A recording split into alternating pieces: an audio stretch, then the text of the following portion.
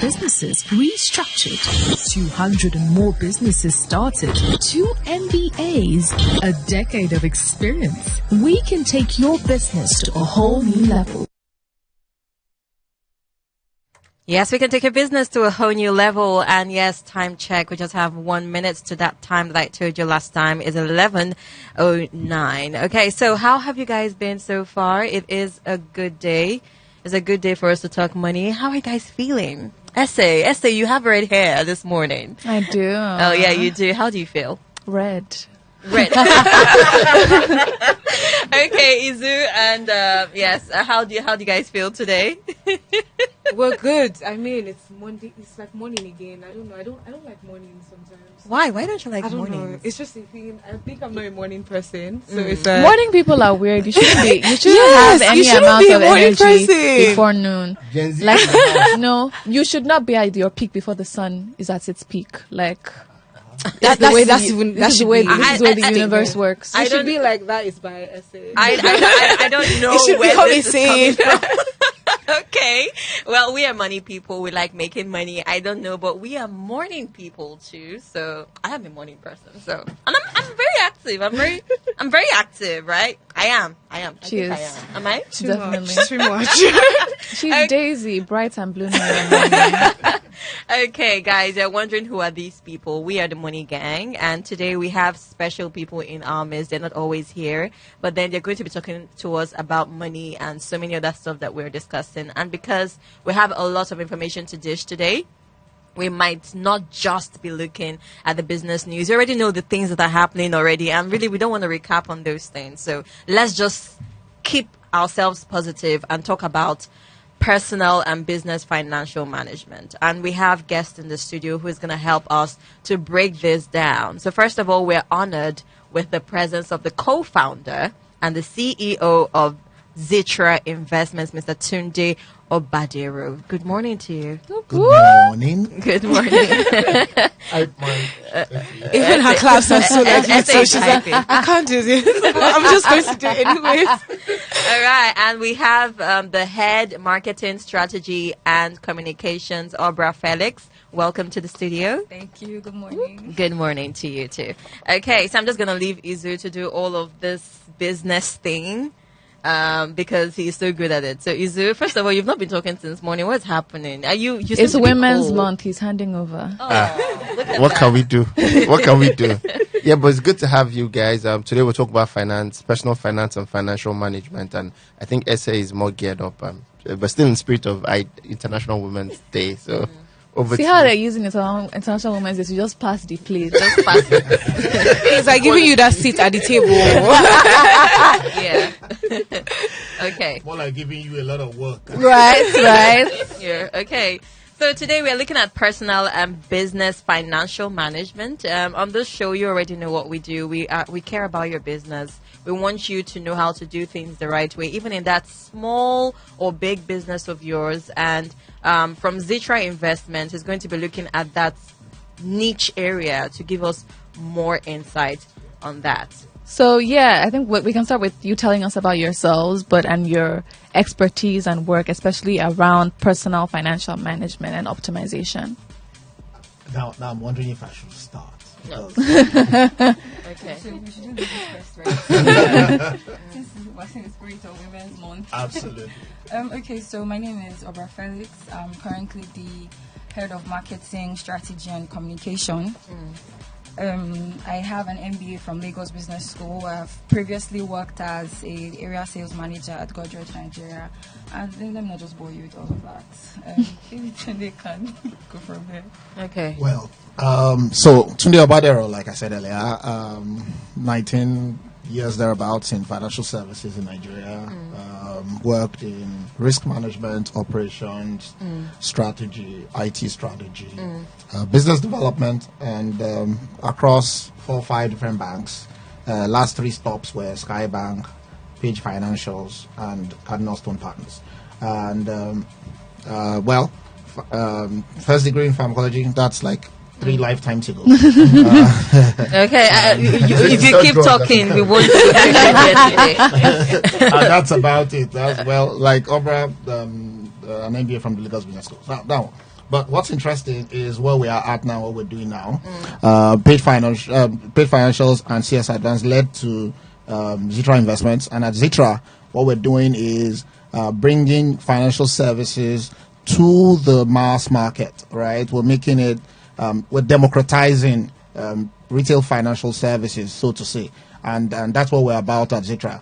And I hope that we'll be able to shed a lot more light on personal financial management today as we go on. Oh, yeah, definitely. That's what we are looking at. I mean, we care about the people listening right now, and most of the people that are here, we all have financial goals. We have personal goals that we want to meet financially. So let's talk about what are these common goals that people have. And let's not talk about how they can be achieved. Let's talk about these goals and if they are realistic goals. What is a goal? At what point does it become a goal? Is there anything like realistic or unrealistic goals? Okay, so some common personal financial goals that I would mention. Now, let me start with the most common one, Japa. A lot of people want to Japa. Yeah. So you have to keep your finances, or you want to save your finances towards a particular goal. So literally, goal is something that you're trying to achieve. Apart from Japa, you have goal for education, the school you want to go to. You want to send your kids to Ivy League schools. You want to have, in fact, you want to be vain. You want to buy that Zara bag. You want to buy that Prada bag. Something related to that. And how do you set these financial goals? You have to be realistic, because you can't be earning, let's say, 80,000 naira and be saving 70,000 naira. How do you want to manage the remaining 10,000 naira in a duration of time? You also have to save like a particular amount. So I know that there are a lot of people that do that have saving structures. You can actually instruct your bank to deduct a certain amount from your account on a monthly basis or a quarterly basis, depending on how the inflow comes in, and then you can save towards that goal. It may not be easy, and I know it's very easy to say, like it's very easy for anybody to talk about it, but this is where discipline really comes in, and by the time you're disciplined, you end up not being financially stressed at the end of the day. So Okay. Why is it important though? Why is it important to set those goals? And why must it be realistic? I mean, so clearly, it's important because the state of our finances has a larger impact on our well-being. Okay. Let's start from there. How do you feel when there's a few more quid in your pocket compared to when you're scared to look at your bank balances? I feel good. I feel happy. I feel healthy, actually. I feel blessed. okay. Our mental health is probably directly proportional to Your bank, to the your bank account balances, statement, right? yeah. So there's a correlation. I always tell people that first things first, money is emotional for us humans, right? So it's important because it helps us to not only meet our goals, but be optimal in our lives, really, at the end of the day. And look, you know the feeling you get when you set your sight on a goal and eventually achieve those goals, compared to when you start out with a goal and you don't. But I think it's important for us all to understand the relevance of setting realistic goals. I think too many times people set sights on things that are not relatively achievable. It's hard to knock this down sometimes because so it doesn't look like you're telling them not to have faith, or you're knocking. Just be a negative vibe. You don't be negative vibe to them. But really, so if you're not doing something tangible about increasing your income, and you're not and you're spending more than you're earning, then it's inevitable that you will be in the deficit. So you will have to borrow to meet it up. And if you're borrowing excessively, talk directly to Nigeria. Why are you going behind around the corners? Around the corners. I don't know what Eizu is talking. So that's it for setting goals and setting out to achieve them. Okay. So talk us through your work specifically and how your firm helps people in their finances and with financial management. Okay. So for us at Zitra, what we set out to do is hold your hand. So first things first, we have a SEC licensed fund manager's license that allows us to help you manage your assets, your portfolio, right? And that cuts across everything from stocks to bonds to fixed deposits to all of the relevant types of money market instruments, right? We also have we can also help you where you have shortfalls. We can provide you with loans or overdrafts, not only for individuals but also for businesses. And SMEs are our thing. We believe that it is the key to, and again, I'm going back to Izu's favorite subject, Nigeria. We believe that it is the key to Nigeria's prosperity. Our ability as a nation to fire up our SMEs will determine how much of our corporate goals, how much of our nation's goals we can achieve. If we're looking for those upper single digit annual growth, GDP wise, as a country, it's down to our SMEs, right? And so for us, we're here to power them up, to help them sustain their businesses, help them find ways to manage their resources. So it's not only personal financial management, but also business financial management, especially for small businesses. Great. So thinking about, like, we've talked about goals people can have that are financially oriented and how they go about achieving them. What are the habits that people need to have that will help them, like, in essence, like, achieve those goals? Like, we've talked about discipline, I think, which is very important. What else? And we've talked about, like, being conscious about increasing your income, because you cannot be buying Prada bag on Zara bag. Sally, I'm so sorry, guys. So what are the habits to take you from Zara to Prada? Well, okay, so if unfortunately I can't relate. Well, not right. On the using side, maybe more like on the spending side. but the reality is that healthy financial habits would help us, and avoiding unhealthy ones would help us manage our resources, financial resources, better. Look, realistically, for a lot of people, borrowing less when you don't need to, spending less, avoiding what we call impulsive buying when you can, right? Budgeting better, writing down, or at least using apps that help you to record your income versus your spending and your investments and savings would help us a lot more. I think some people are also on the other extreme, where they get very, very fixated on managing their finances, and then when they fall off the wagon, they can be a little bit harsh on themselves. No, but the key is, look, when you fall off, pick yourself up and go again. But getting a hang of what we earn, knowing exactly. I asked someone a question the other day. I said, okay, so on a month-to-month basis, how much do you need? And this person was lost for about 4 or 5 minutes, in fact. I changed the subject, and I went back there again. Okay, so what do you spend month to month? And there was no answer, really, because what has happened, this person just literally lives day to day without taking stock.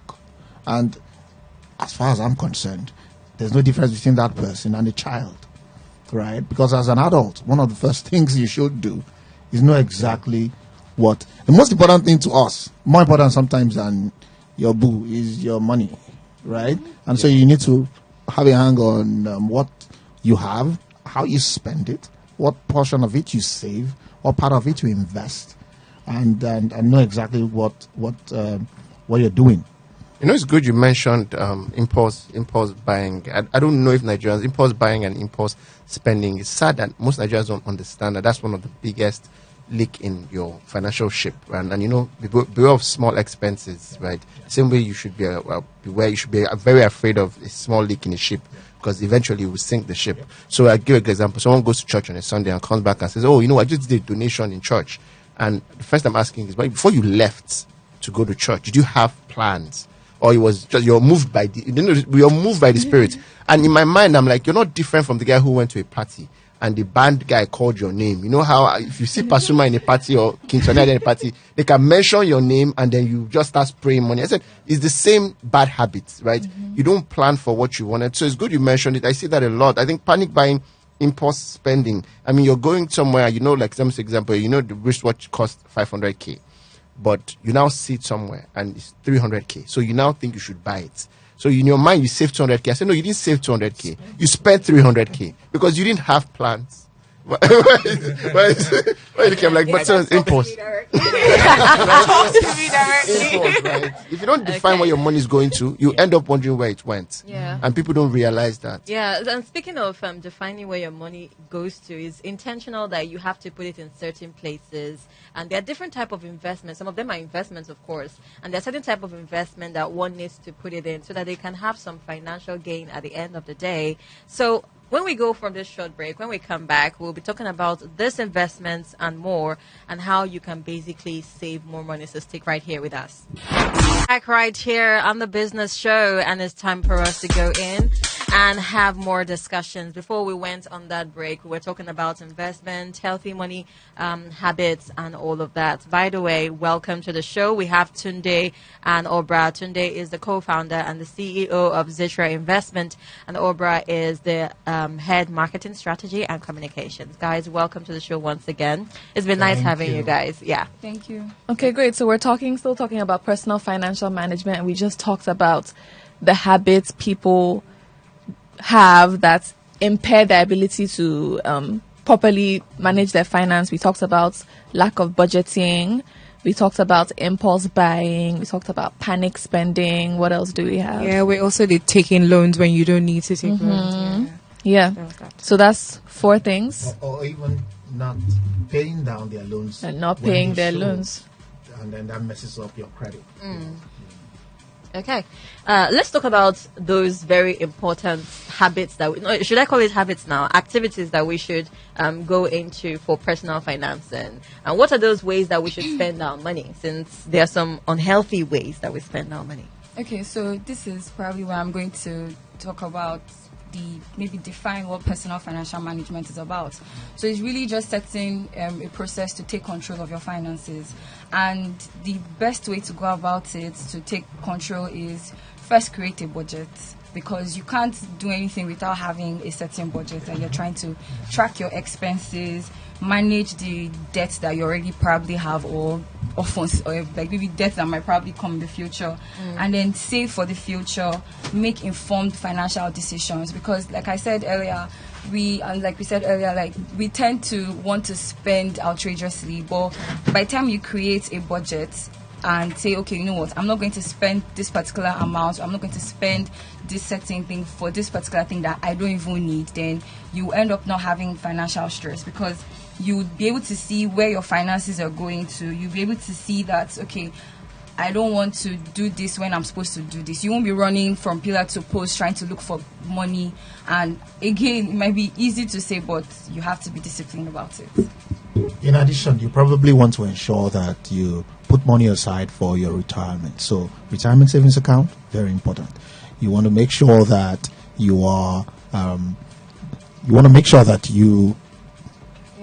want to make sure that at every point in time, you're focused on the things that are most important to you. Are you interested in starting a business? You may need to bootstrap at the beginning. Have some money aside that helps you bootstrap your business. You want to own a new house. You want to set up a new home.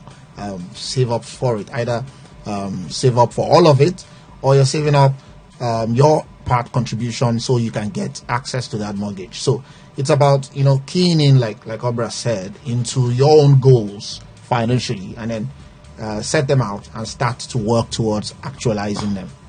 Just to add, I noticed something. Nigerians are good with mentorship. So we have our spiritual mentors, what we call our pastors. For some of us who are married, we have our married mentors. But rarely do people have financial mentors or financial advisors. We really think that investment bankers and financial advisors are things for the 1% of the 1%. Right. So I'll give you a practical example. I was 22 when I made my personal first 1 million. I remember wanting to buy a car, and this is funny. I think what a 1 million naira car would look like. It would be those type of cars you push small, you move small, you push small, you pour water, you pour oil. And somebody saved my life. You know, I was just so happy. I was about to actually buy the car. Just let me stop by to see my mentor. I'm like, oh, you know, I just made this money. And I was a student, funny enough. I just made this money. I'm about to buy. The car was called Honda Bulldog. I never forget. In that Honda, that car was like maybe 650K. 50K for your own hypertension, you know, so you pay for it. And he just looked at me and said, are you serious? Like, why do you need to buy a car? And that's when I need to buy a car, then I'll make another money, then I'll rent an office. I'd already be an entrepreneur. Just look at me, and sometimes, because when you say make financial decisions, it's a product of the knowledge and the people you have around you. I remember, and that decision was, matter of fact, I was going to buy a car, get a office space. And it says, you don't need an office space, you don't need a car.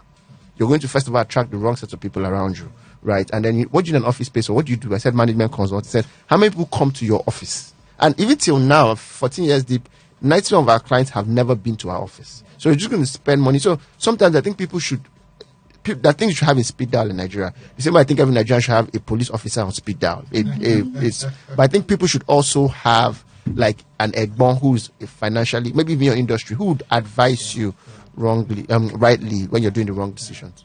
It's the reason why, really, at the end of the day, if you're talking about these things, one of the important things to add is to tell people, look, seek out a financial advisor before you make that decision, whether it's an investment decision or a spending decision, because what it does is to provide you, look, the same way we chase knowledge about our occupation, whatever it is you do, the same way you should get knowledge on money. How do I manage my money? How do I earn? So we focus on the earning part a lot because that's your work. Now, but how about the spending part, the savings part, the investment part? And I think, you know, gaining knowledge of all of those subjects, either through reading or learning, but also leaning on other people who know better than we do. Oh, yeah. That's exactly why we have people like Eizu in the studio and Hexavia, who would naturally refer you to people like Zitra Investment, of course, when you want to invest. And that is exactly why we have them in the studio. So tell us more about investments. And investment is one major problem that people have. I said it this way because it's a burden. You have money. You want to invest your money. You don't know how to invest your money. And you are seeing other people talk about different things. And when you go in, your money packs up, right? So it's a problem. It's a major problem, especially for those that are earning. And people will tell you, don't spend. You are buying things too much. Go this, do that, invest. Where will I invest? That's the big question. So I'm so glad we have the CEO of Zitra Investments in the building to help us today. The simple answer to the question is invest at Zitra, right? Okay. You're telling his market. But I think that would be a bit too simplistic, right? So Okay. I would dwell a bit more on the subject. Now, the truth is this. Look, there are two approaches to investment. There are two major levers that you're looking at when you're investing. You're looking at returns, obviously, right? But you should also keep your eye on the risk. So there's a risk-reward spectrum that you're looking at. And, they always say that the higher the risks, the higher the returns. But what they don't add is that the higher the risk, the higher your chances of losing your money. And so when you give that money that you've earned through sweat to that guy who's promised you 130% yield per annum, you may also be saying bye-bye to your money. That guy who told you he'll give you 8% returns every month, you may be saying bye-bye to your money. So because of the risk-reward spectrum, right? So it's always important to look for platforms or investment opportunities that are, of course, our risk appetites are different, right? So I might not even want any investment. Just leave my money in my savings account. Let me be looking at it every day. I didn't see under my pillow, at least. That's an upgrade. Right? But for most of us, we're open to seeing our money yield a lot more. And I will advise that see a certified investment banker. Walk down to that person who you know, who can advise you to either put your money in the money market or in the stock market, and to look for yields that at least can be higher than the inflation rate, and make that like your benchmark. Now, of course, you can now look at opportunities to invest in startups if you have a lot of it. opportunities to invest in different types of entities that are also looking for funds to build their brands or businesses. But the easiest approach is to say, look, talk to that investment analyst today and look for the options that allow you to see returns that are, adequate, that make sense for your goals, but don't make you stand the risk of losing a sizable chunk of your money. Your money. But I think also as feedback to you guys, I think you have to first demystify that what you guys do in terms of, so I give example, the average guy on the street maybe has 1 million, 2 million he's not using, right? Those are the people that go to Ibejuleki to buy land, right? With small court cases. They just don't know they have small court case, right? But here's the funny little court case, right? You have 2 million, and sometimes you don't blame the guy. But first of all, I shared this joke. I said, look, the year that Jim Ovia started Zenith Bank, I think it was early 90s, the same amount he used to start Zenith Bank was the same amount a particular entertainer in this country, I don't mention his name, he had the same amount of money, right? He used it to buy a big house. And you can't really say he's stupid. He's just not knowing that there were other options. Today, I'm sure that house is not the same amount as a Zenith Bank in capitalization of value. But sometimes I think it's really not his fault. It's that people like you, for example, you might do a research, just do a poll and ask people on the street what an investment bank is. First, you'll be shocked at how they don't know. They name investment banks, they don't know. So I think that when you try to sell, you've got to educate people. The guys high up there know what investment banking is. So I think that there has to be a way. And you go to Balogun market, I better have liquid cash. Evans showed us something when he was kidnapping people. He was kidnapping for an average ransom of $1 million. That was his average ransom as a kidnapper. He didn't kidnap anybody on the island. So I always use that as a case study. Put it in context. It's not the $1 million that's the problem. It's the fact that kidnapping money must be delivered in cash, not transfer. So that means there were people that had $1 million in cash. Look, I bet you that the guys doing Ghana Ghana men in Banana Island and Parkview don't have $1 million cash, right? The people who are rich, what $1 million is? If you kidnap somebody in Banana Island, you need 2 weeks to sell a house.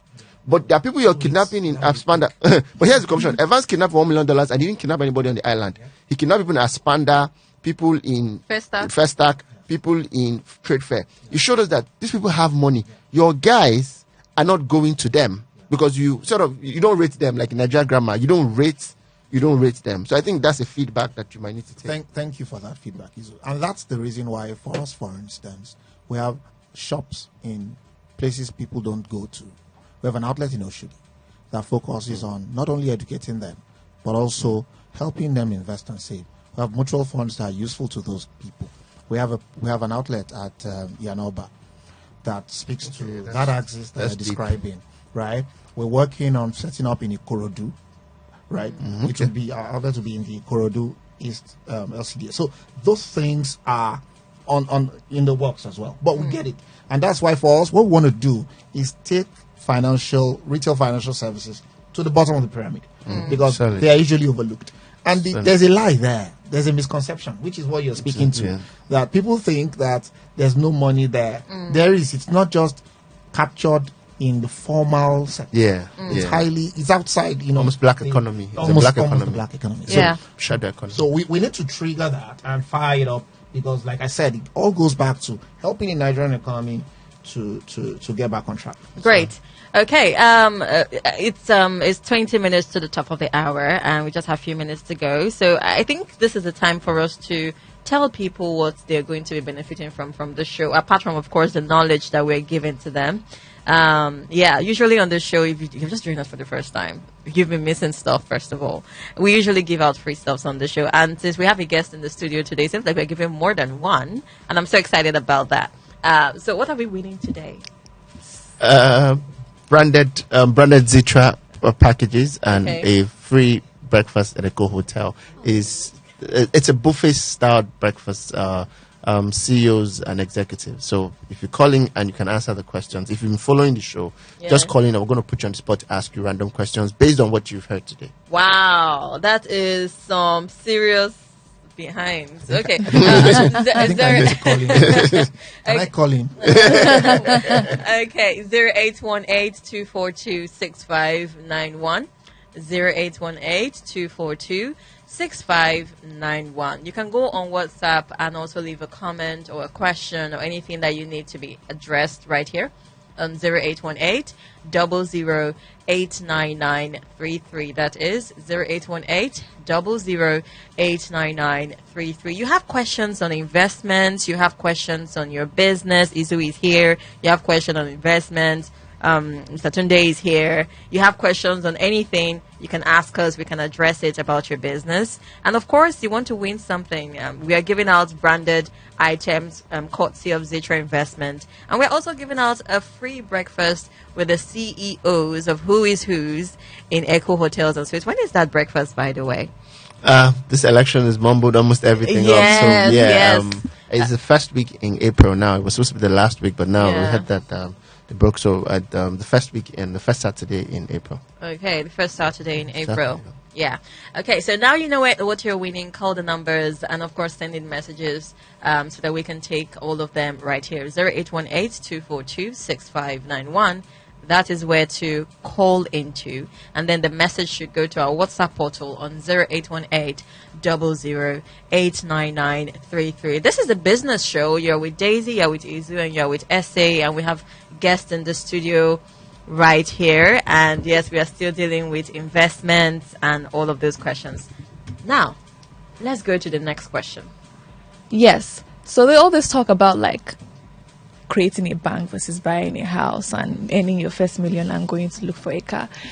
Has me thinking that there's people who live by the philosophy. I'm not necessarily one of those people, but there's people who live by the philosophy that I'm here for a good time, Life is short. not for a long time. So how do you go about communicating to those people about financial management when the ozone layer is going? Global warming can cancel us anytime. Why should I care about what my money will look like in 10 years when I can just buy the Prada bag right now? Do you get it? Like, in my head, I was just like, oh, my Prada bag.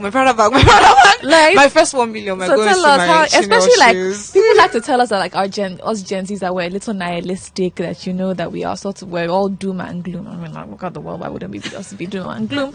But anyways, how do you talk to like, especially to like younger people, to people who aren't as confident in the trajectory of our country or the world as a whole about caring about the long-term goals of their finances? I'm going to have to be careful not to preach at them. But really, I would love them to be a bit more optimistic about life, about where it's all headed, about their own outcomes, and but most importantly, what I would like to let them understand the most is the power of compounding. The power of compounding. Look, compounding is like, as far as I'm concerned, the eighth wonder of the world. How you can start with a small... Somebody was telling me about something they did in the last presidential elections and how they had a group of 2,500 people who were basically contributing 1,000 naira every day for a particular candidate. 1,000 naira every day times 2,500 people is what? That's a lot of money, actually. We don't want to disturb our brains right now, but that's a lot of money. So it's 2.5 million naira, right? Now multiply the impact of that in 30 days. Wow. And think about it. So compounding is like, look, you're sleeping on it. Let me tell you. So imagine if you save 1,000, okay, I don't know what you, imagine you can save 5,000 naira every week. And you can do that in, how many weeks are in a year again? 52. That's weeks. a lot of, And you don't just leave the money dormant, meaning the money earns something on the money. And you do that year in, year out, year in, year out. Look, you would grow old. You're going to grow up. And so you won't change from Gen Z to another generation, but really, but yeah, you will. You will grow older, right? And so that will count for you in the coming days, all the rainy days. And if it doesn't rain, really, you'll be all right. If it doesn't rain, you make it rain, like literally. If it doesn't rain, you can make it rain. But I like the versus conversation of good time versus long time. And I'll be honest with you, I think that people that want to leave just for the good time we need to scold them. So first of all, I think that, and I'll tell you why.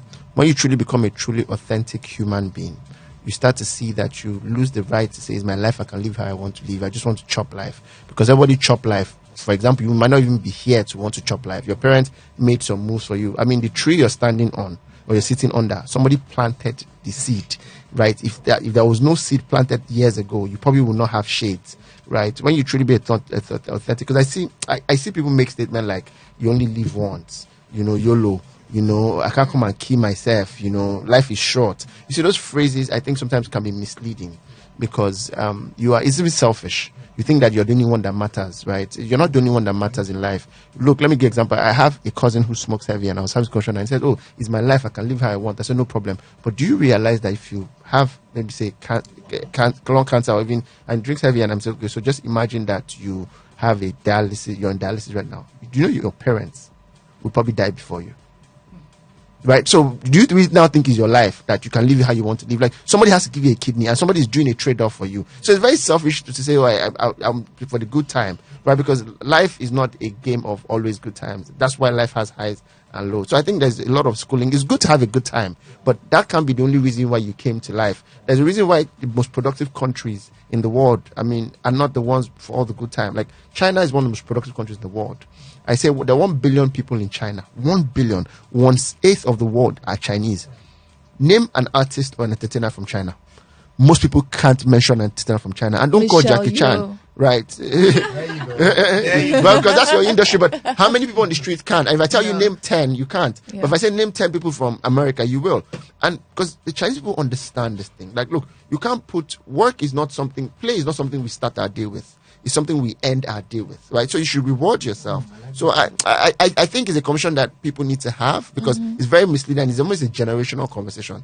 Everything that gives you mental stress, you say you want to, mental health is a whole generation of mental health. But there are things that would give you stress. Like even the things you're passionate about, the journey to it, we still have things you're not passionate about. I mean, I'm passionate about business, but there are things I'm not passionate about. I'm not passionate about waking up this morning to be here. That's not the part I'm passionate about talking. But I can't sit down and talk if I don't wake up early. Like, we need to understand that there is a love making between, I'm not going to say good and evil, but there is actually, it's the same spectrum really. But so I think that's really what it is. There's a need for sacrifice. Yes, Yes. absolutely. Yeah, very important. Okay, so yes, we just have like 10 more minutes on very educative conversation this morning. What have we missed? What have we missed in all of this? The inability to, people are not trained to say no. Right. Yes. People just, it was my wife that was telling me that there's something fundamental how we raise our kids. We just have a 4-year-old that we need to start let our kids know that it's okay to say no. Let's take this call first. Hi, good morning. Yeah, hi, good morning. Yeah, your name and where you're calling from, please. Yeah, my name is Chino. I'm calling from here, Vegas, precisely at job. Okay, thank you so much, Mike, for calling. Please go on. Okay, so my questions, I really enjoyed the program. Thank you. Very like this. But what I really like to know is, what's going on in the economy. All these things we've seen in the past, where people put their money down, they don't get them back. We all know that, yeah. So everyone asks the question. The first one is, how secured there are customer funds if I get to invest with your company? Okay. And also, what are these funds used for? And lastly, how can someone also be able to help salary earners to get funding in your company? All right, thank you. Thank you so much for that question. Thank you so much for those questions. I'll go right in. I'll start with the last one. You can go to our website today, www.digitalinvestments.com, and as a salary earner, you can request for a loan and get it within minutes. That's one. Two, your question on how secure our platform is. We're licensed, like I said earlier, by the Securities and Exchange Commission, and we understand the severity of that because we know that our reputation is important to us. We will not mess with our license, so to say, and so your funds are safe and secure with us. And third, what do we do with the funds? We do several things. I had already spoken about our lending. I've also spoken about our play in the stock market, and I've spoken to you earlier about our money market operations. So those are the ways that we utilize the funds that you save with us. It's our job to ensure that we have sufficient margin on those funds to ensure you're in play. But rest assured that our interest rates on the investment side are higher than what you would find in most of the commercial banks. Of course, the reason is because on the lending side, we may also be a bit more pricey than what you get there. But our yields are very competitive for you. Okay. Thank you so much for that one. We don't have so much time, so we can't really take so much questions right now. So we're just going to wrap this up, right? First of all, how do we reach out to Zitra Investments? Where do we go to get more information? Okay, so you can, like Tunde earlier stated, you can check us out on our website, www.zitrainvestment.com. Follow us on our social media pages. If you want to visit us physically, our office is on Landbridge Avenue, D59. The closest landmark I'll give you will be ShopRite, Palms ShopRite. So just follow us on our social media platforms, our website, and you can also call in. If you check our website, we have a contact number there. You call us in. You can send us an email to at info@zitrainvestment.com, and we'll answer whatever questions that you would have. Okay, so now you know where to find Zitra Investment, guys. Just go in, check in, and ask all of your questions and get more information. Thank you so much, guys. We have had Tunde Obadero. He's the co-founder and CEO of Zitra Investment. And we've also had Obra Felix, the head marketing strategy and communication, all from Zitra Investment. Thank you so much, guys, for coming through. Thank you. Okay, so I'm just going to let Essay do her sign off, and Izu and Joy, of course.